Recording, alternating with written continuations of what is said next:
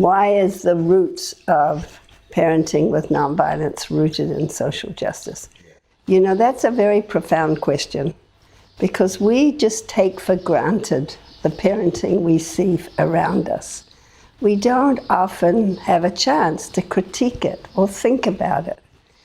So when I stop and think about it, I think about childism, which is the misuse of power over children. We have sexism, we have racism, we have homophobia, we have transphobia, we have ageism. We don't hear the word childism mentioned.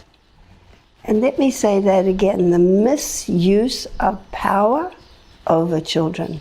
So when we step back and think about strategies of power over, domination of children by adults, teachers, adults, in any respect, if we pause there and think about it, we can really understand that that paradigm of domination is a very dominant one in our culture. It's a very dominant one in a Western way of thinking.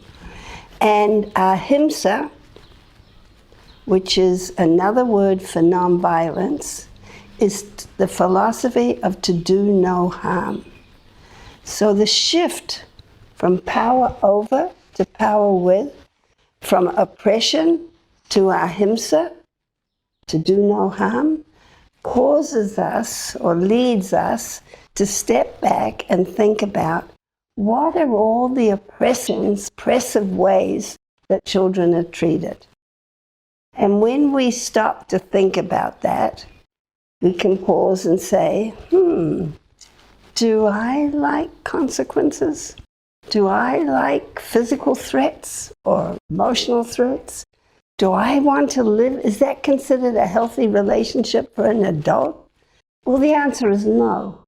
Anytime an adult is living under oppression, a threat, we call that intimate partner violence when it happens within a family. That's based on fear. Anytime there's a fear-based paradigm, we name that. Why don't we do that with children?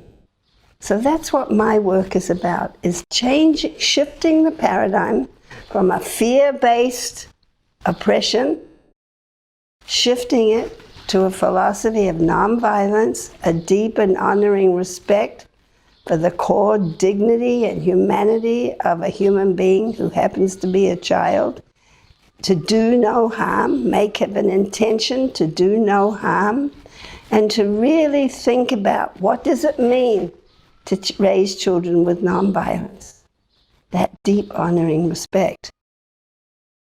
I don't have an easy 1, 2, 3. It's a commitment, it's an intention that we need to set every day. And what it really means is stepping back from ways that we may be very familiar of, control that was used over us, strategies that were used over us as children, stepping back and changing to nonviolence, moving away, moving to a deep understanding of the feelings and needs of children, to a deep understanding of the behavior of children as rooted in their strategies to meet their needs. And it's an empathy-based philosophy. It's based on empathy and that interbrain connection between the parent and the child.